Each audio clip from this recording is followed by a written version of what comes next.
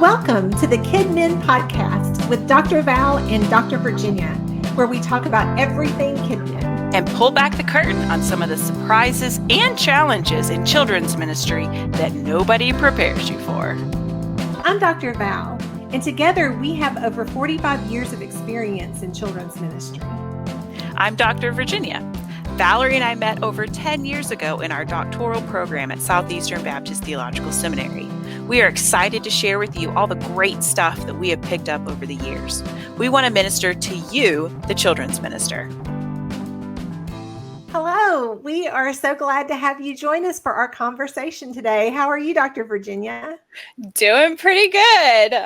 Doing better than I was a week ago. So you had quite an exciting week. I'm anxious to hear. Why don't you share with us what happened? Yes.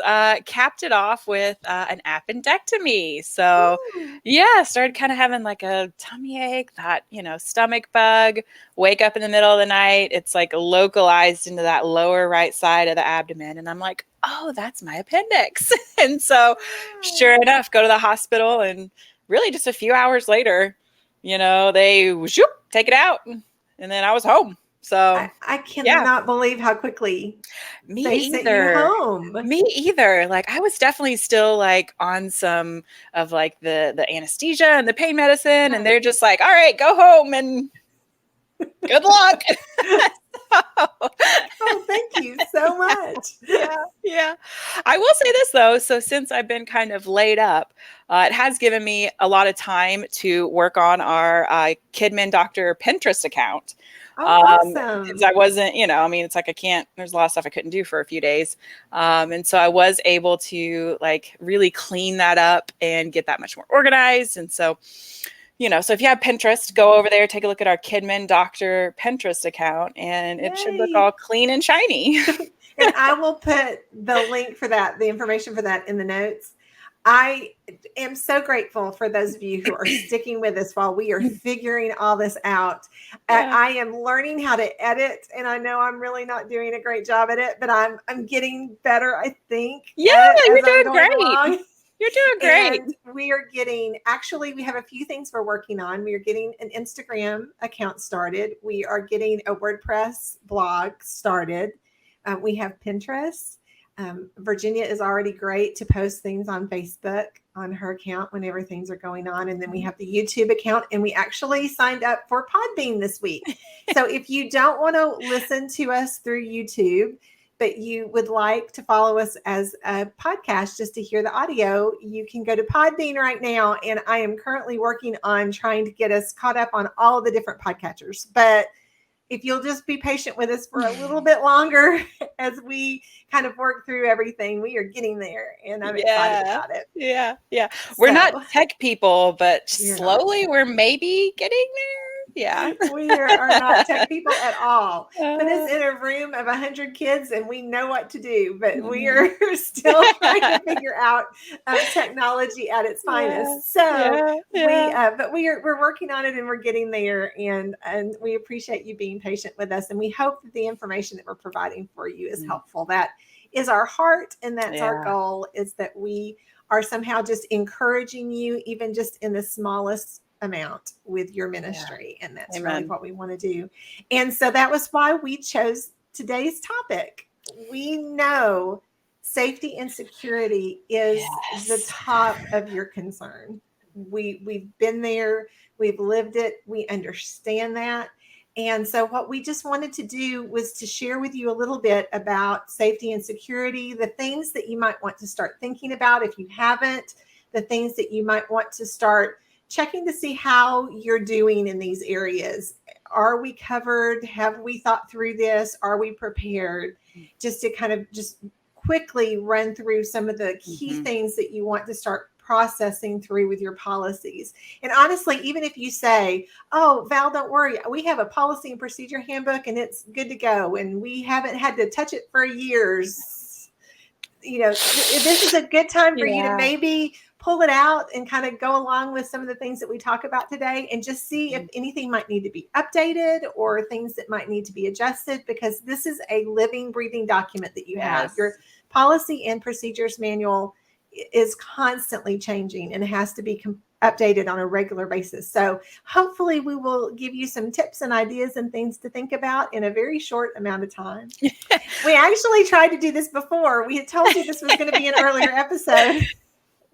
And we just tried to put too much information in 30 minutes. And when we took a look at it, we just felt like, oh no, this is too much. And so we're going to try to kind of step back and do it a little bit slower today and go into a little bit more detail, but make sure we've laid that basis for you.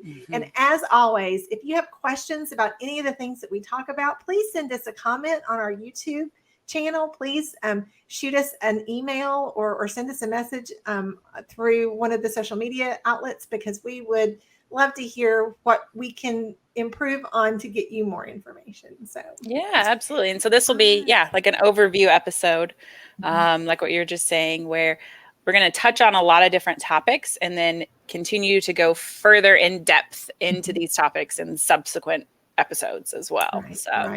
Right. Oh, I have a feeling these are things that we're going to talk about a lot over our time together, just because they're so important. And so I think we could probably do 30 minutes on every single individual note that we have for today. All right. Well, Dr. Virginia, you want to start us out? Sure. Just one of the first things, well, there's lots of different things for us to think through, but volunteer policies and volunteer training. So, I think it's very easy for us in churches to be guilty of taking a living, breathing person and just throwing them in a room. Right. But because that's the desperation of the moment, and that happens sometimes. Yes. But we want to be intentional in having good screening of our volunteers, including background checks, including like an application form with their testimony, and even getting some references. Have a good screening process for our volunteers. Having good training and routine training for our volunteers. That way they know what's expected of them and they feel like they are equipped whenever we ask them to serve, and feel equipped in the classrooms. Having just good classroom policies for our volunteers, such as having 2 adults in the room at all times.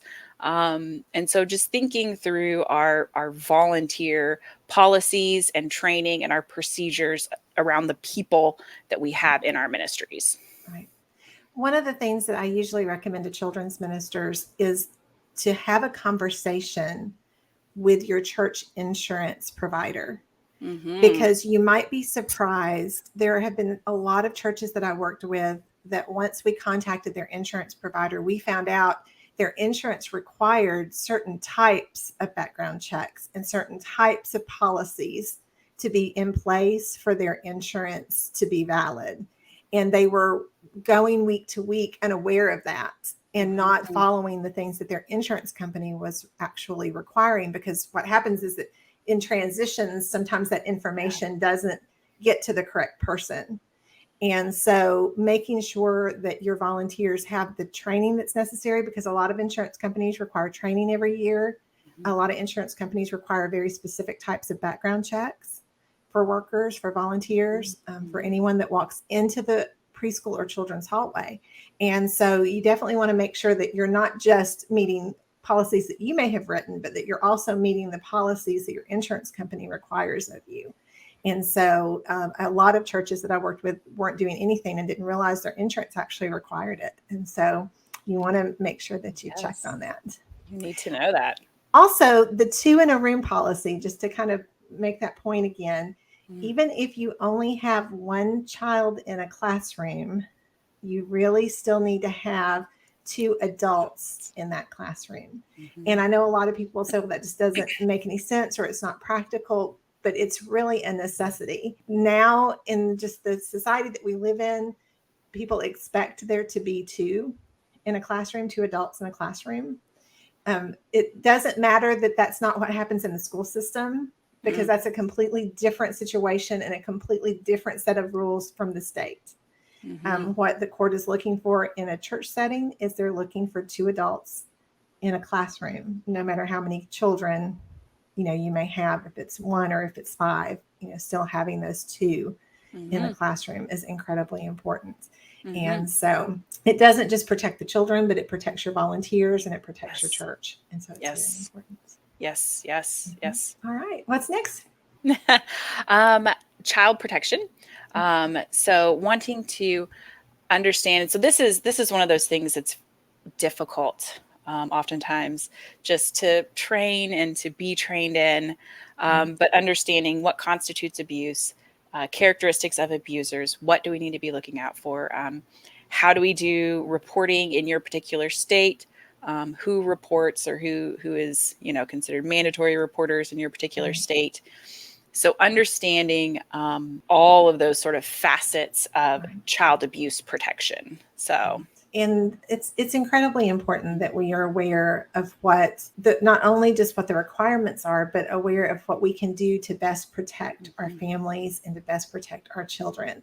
And when you have the knowledge of what you're watching for, it can make just a huge difference in the way you see your volunteers, the way you see your church ministry, the way you see people, and the way you can interact. You notice so much more once you're kind of aware of what you're really looking for and aware of what can happen. It's really sad to say that people who are predators, who are looking to abuse children, are looking for churches that do not have safety and security in place, because they're looking for the easiest access they will have to children. And unfortunately, the thing is that we think that it's going to be maybe strangers that we've never met before, when often it may be members of our church that have been members for years and years. And this is just their pattern, and it's what they do. And so we want to make sure that we're prepared to handle anything that might come in. Right, because those abusers groom not only children, but they groom other adults to trust them as well. And so one of the things that I say, especially in regards to this sort of training, even as it's difficult to think about, just like what you said, we want to make it very hard for anyone to be successful at trying to abuse a child. Right. And so if every volunteer knows what to be looking for, with characteristics of abusers and signs of abuse, then that's going to serve as a deterrent to someone who's looking for, like you said, easy access to children. Right. If you have the reputation as being the church where everyone is trained and everyone knows this stuff, then an abuser's not gonna not to say that means you're completely protected in every way, shape, and form, but it gives this layer of deterrent for would-be abusers. Right, right. And we understand. I have had many, many church members, deacons, leaders in the church that get very offended when you mention background checks or any kind of fingerprinting or any type of investigation that we might need to do to prepare our volunteers for the work that they do. And I unapologetically remind them that we are protecting our children, and we cannot pick and choose who we do a background check on, and we cannot pick and choose who we ask to fill out forms, no matter how long we've known them.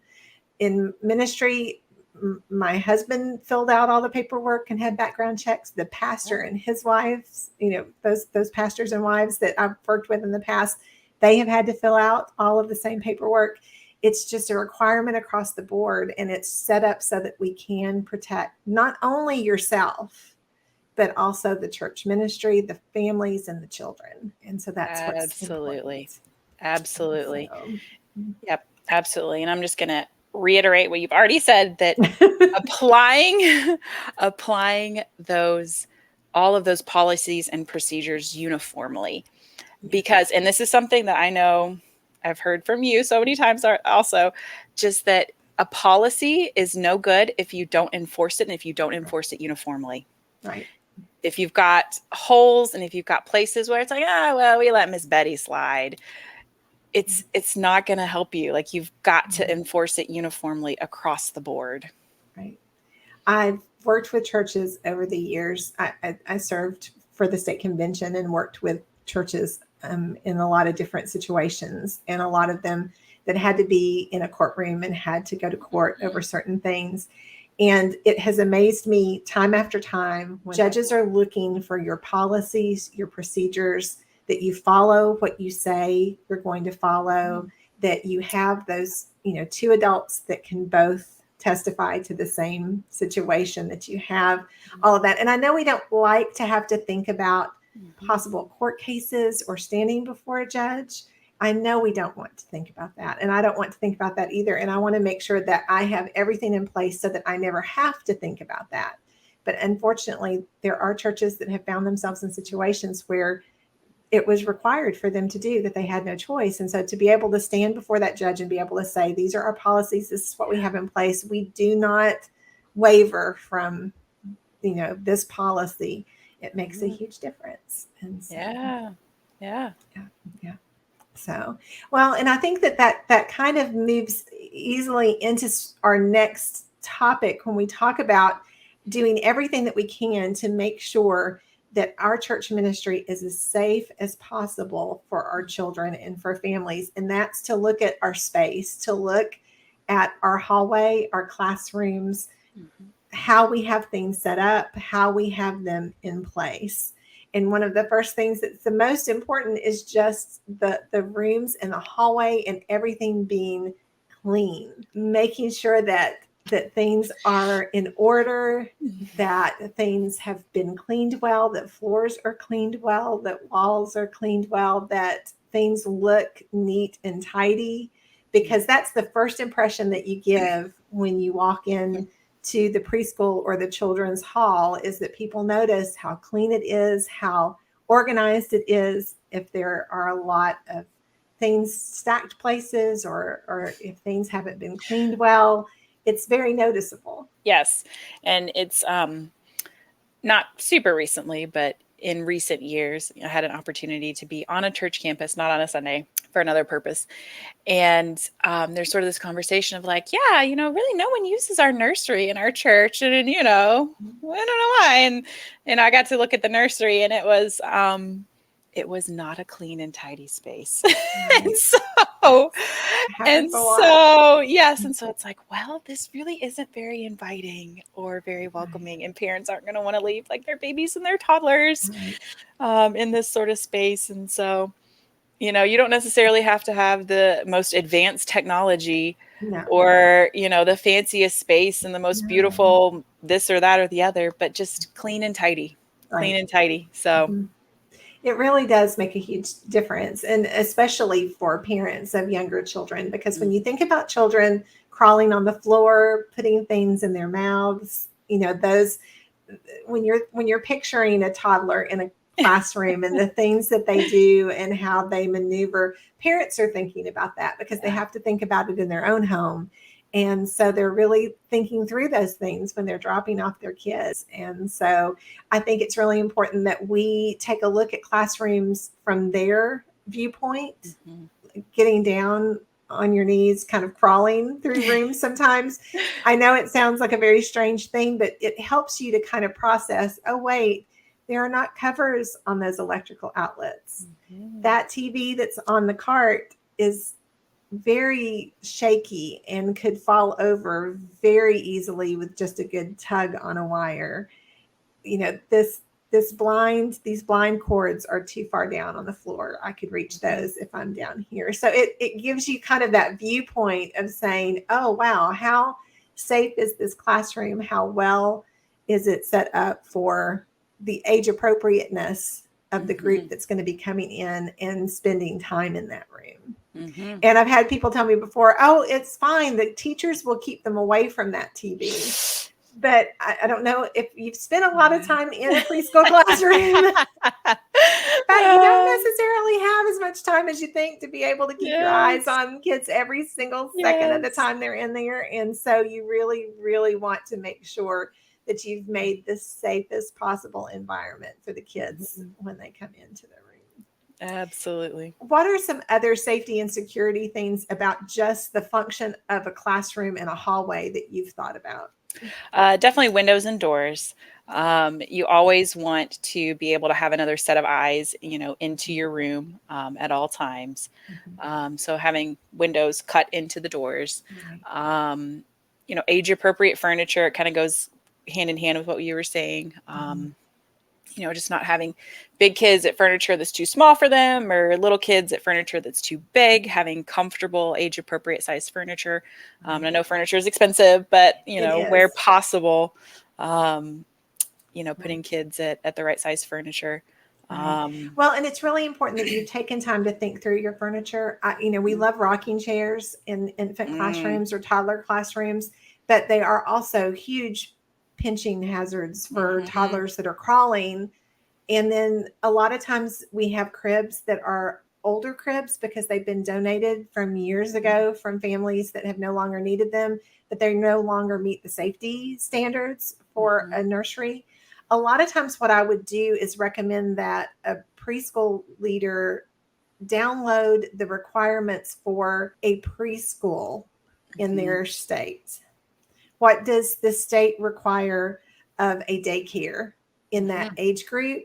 And kind of take a look at those requirements for types of furniture and types of things, because mhm. you really, and I know that it's like you mentioned, expense is an issue, and so that's always a problem.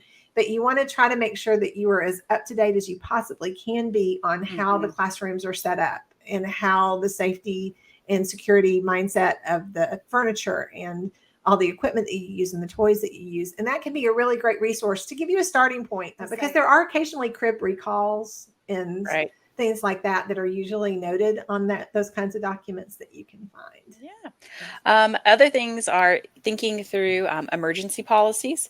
Mhm. So, sort of like a school, having a fire policy or tornado policy, I guess, if that's applicable to where you live. Right. Mhm. Earthquakes. Earthquake. Yes, earthquakes. Yeah. Um, Even like active shooter policies. I hate that Right. we A have to lockdown, have, some type of lockdown yes. policy. Yes, yes, yes. I hate that we have to have those types of policies, even in our Right. churches, but you have to have it, Yes. as well as policies for like, injuries and allergies and those sorts of like medical emergencies Mhm. that could happen to an individual child as well. Right. Right. So thinking through Right. those emergency policies, yeah. Right. Well, and that's one of the reasons why I always made sure I had paperwork that guests would fill out when they would drop off a child for the first time, because it is really easy for things to happen and you not find out about an allergy that a child may have, or an illness, and they might have a medical emergency and you might not know that they have epilepsy or that they might be a diabetic, because sometimes parents get so used to those situations in their family that they just don't think to tell somebody when they drop off, because it's always so hectic. I had a situation like that once where it was a guest family, and even though our form asked about allergies, I guess it's Mhm. there's a bunch of stuff on the form. You're right, it's hectic. Right. They didn't fill it in, and they came afterwards. They're like, "Oh my goodness, you're serving goldfish? Like, our both of our children have celiac disease. Like, did they eat goldfish? Oh. Like, we've got to know. We've got to go to the hospital." Thankfully, neither of the children had eaten any snacks, Mhm. but we didn't know. We Right. didn't know, Right. even though we asked for it. One Right. of the things that I've seen that I like is you can get stickers that say, Mhm. I have an allergy, Mhm. and put those out in your check-in area, and parents can write on there, Right. gluten, dairy, whatever it is, and you can put that sticker on that child. Right. That way, no matter who's in the room, it is very Mhm. apparent that there is an allergy, Right. with that child. So Right. Right. And we would always post those in the classroom as well. If I knew a mhm, child had an allergy, mhm. we would usually have little name tags on cubbies, for each Yeah, hour for yes, the yes. children that came on a regular basis. And I would put we had a red sticker for allergy, Mhm, so that mhm, that way the volunteers knew when they came into a classroom, they would check to see if mhm. any of the children that were present, had Had it any out. type of an allergy or anything they need to be concerned with. It's why, and I know we still love to be able to offer cookies and juice. We love to be able to offer goldfish and different things. And I've always considered myself to be a bummer teacher, because I so don't like to do food in classrooms, just because of that reason that you Yeah, described. So many times there might be yeah. allergies, there might be problems that can come up. And I know that teachers love to be able to make cookies and to do things, but it's just really stressful, because it's really hard too for those kids that can't have the Yes. treat. And so to me, they're there for an hour, unless they're going to stay through all three services and there's a situation that you have really thought through. It's so hard to serve food. But yes, I understand that. It makes sense. Um, and those that like we mentioned before, the fire, the tornado, the earthquake, the lockdown policies, those things are not as hard to put together as you might think that they could be. You can usually find some examples online of procedures. It's just basically thinking through, if we have a fire, if there is bad weather, if we do have to lock down, do we know how to do that? And are we familiar with the best policies and the best ways? And where would we go and where would we meet? And what would we need to do for that? And what would be the signal? How would you let people know? And those kinds of things. So it's just kind of thinking through those things. And it's the same for injuries and for allergies, having those allergy alert posters to let people know, well, today we're going to be using Play-Doh. Just so that those parents can see, you know, oh, well, this is an item that the kids will be touching and using today. And so, and also remembering those first aid kits can be very general, but we really can't use any kind of medication, any kind of ointment, any kind of, you know, even with Band-Aids, you have to be super careful because of latex allergies. And so you can have those first aid kits, but you really want to be familiar with your kids and who's there and what's happening before. What was next? What did you? Check in, check out, pick up, drop off policies and procedures. Yes. And we're going to go into more detail of this later on. Yes. But we did want to just mention them here. Yes. That you need to have a policy and a procedure for how you match the correct child with the correct parent. And there's a bunch of ways that you can do that. And that's something that we will get into in a later episode. Right. But you have to have some way to make sure that you are sending the right child with the right adult and documenting that. So, yes, you really need to think through your entire morning and how you want to greet parents as they come in, how you want to have your hallways set up. One of the things that is really important, and I know that this is a touchy situation, I promise I know, but you really need to make sure that your preschool and your children's hallways are not walkways for people to get from one side of your campus to the other. You really can't have people who have not been screened and have background checks coming through your hallways. Yes. And so often I find that, for example, churches will have their doors to those hallways just open because senior adults like to make a shortcut through that hallway to get to the sanctuary, or that might be the only covered entrance. And so people want to come through there when it's raining, and it becomes this, you know, kind of walk through area. And that limits your ability to be able to keep your children and your family safe. Yes. And so you really want to think through, can I lock these doors so that I have a secure hallway, so that when people come in, you know, they have a desk that they have to come to before they can come in, so that they can, you know, so that you know who's walking through your halls at any given time. Yes. And I know that that's really, really hard to do. But one of the things that can help you greatly in that area is if you can have a hall director. Yes. Or a greeter. And I know you're thinking, wait, I already have a hard enough time finding volunteers. But let me tell you something. I have never had a hard time finding a hall director or a greeter, because deacons or senior adults love that job, or fathers that are not super comfortable in the classroom. They love my hall director job, because that way they can stay out in the hallway. They're just greeting and welcoming people. They don't have to work with the kids. They don't feel comfortable working with the kids. You know, they can give high fives as people come in, and then they can just be that person that gives the new parents the paperwork, that shows people where to go in the classroom, that makes sure that there's no one on the hallway that's not supposed to be there. They're those extra set of eyes, and they don't have to be teachers, and they don't have to sub, and they don't have to be in the classroom for any reason other than they're just in the hall, making sure that your hallway is secure and that people are following your procedures and doing what you have set forth for them to do. And so usually it's not as hard of a position to find as some of the others might be, because again, they don't have to prep a lesson. They don't have to get anything ready. You have everything for them. All they do is show up. They welcome people. They talk to people. They stand in that hallway and they take care of just their responsibility. And so it's usually a good thing. Yes. Virginia, what's next? One thing is just having a social media policy and just being aware of social media and privacy. Right. We definitely we never post pictures of kids with names ever. No. Ever.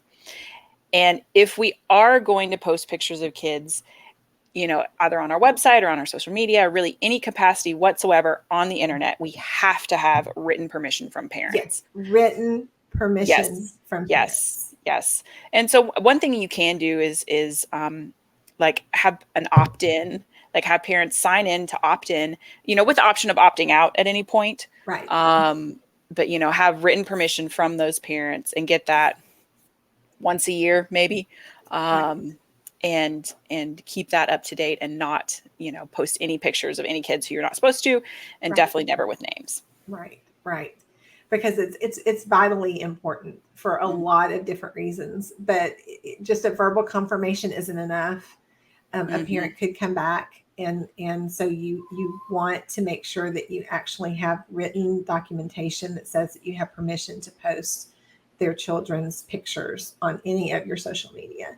And so that would mean that you would have to really look at your pictures and make sure that you've, if there are faces that shouldn't be, that they've been covered with something, so that, if you still really want to show this picture, but that you've covered a face with a heart or the little emoji or something, so that way you don't have that child in the picture. But also you want to make sure that parents are aware of that. When you do have parent meetings, you want to mention, we appreciate if you take pictures, but if you're going to post them to social media, you need to run the names by me to make sure, so that we're sure, because we want to be mindful of those things. So you want to make sure that people are definitely aware of that.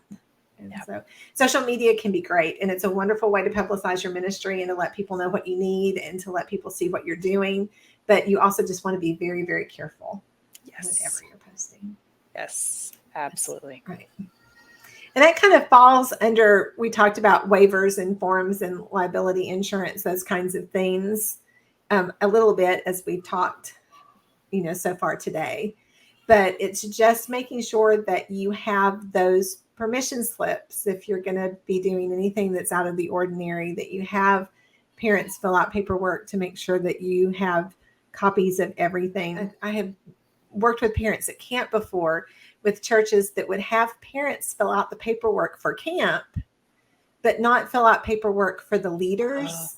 Right. And so when you go, like, for example, when you go to camp, you're giving your paperwork over to the camp leaders, and then you don't have any of the paperwork yourself to know things about your kids and to have those permissions and all of those little things. So you want to make sure you are making forms for your ministry as well as filling out forms for any activity that you might be doing. So that way you have in your possession at all times contact information and medical information and emergency information. And so that's very, very important. Yes. And making sure you have your insurance up to date is incredibly important. I know that there are a lot of churches that have business administrators that kind of take care of all of that, but things fall in the cracks so easily. And so it really is our responsibility as the children's minister to make sure that our church is completely covered when it comes to the children's ministry and everything that you do. If you're taking the church bus, if you're doing those kinds of things, that you're sure that all of those things are in place, because it's ultimately your responsibility when you have those kids with you.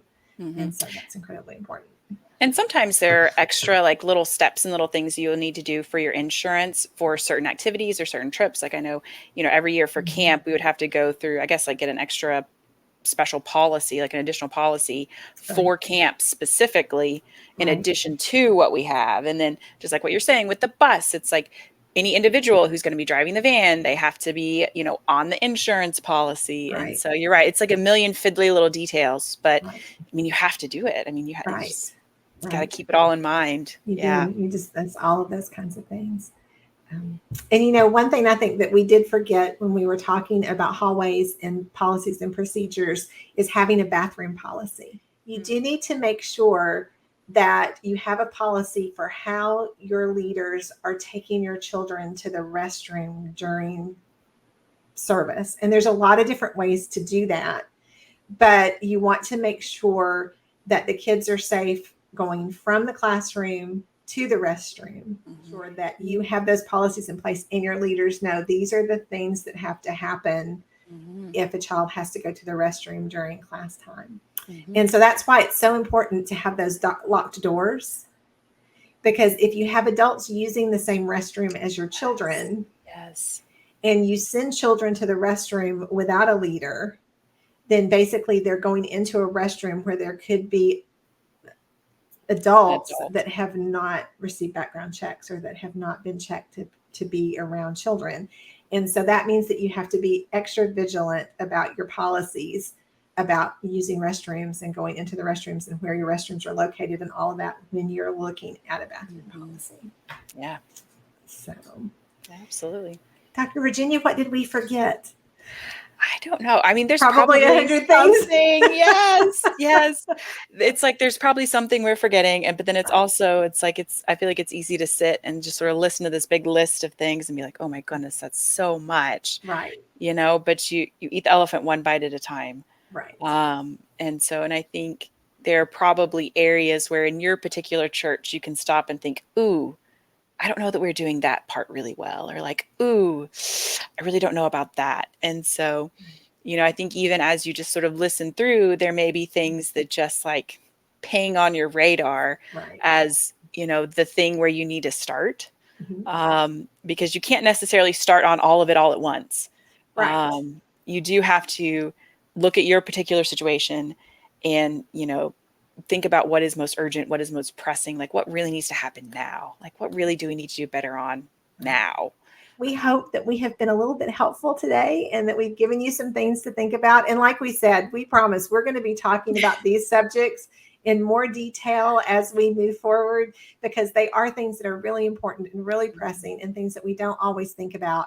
But we hope you have a great week and we look forward to talking to you next time. Bye-bye.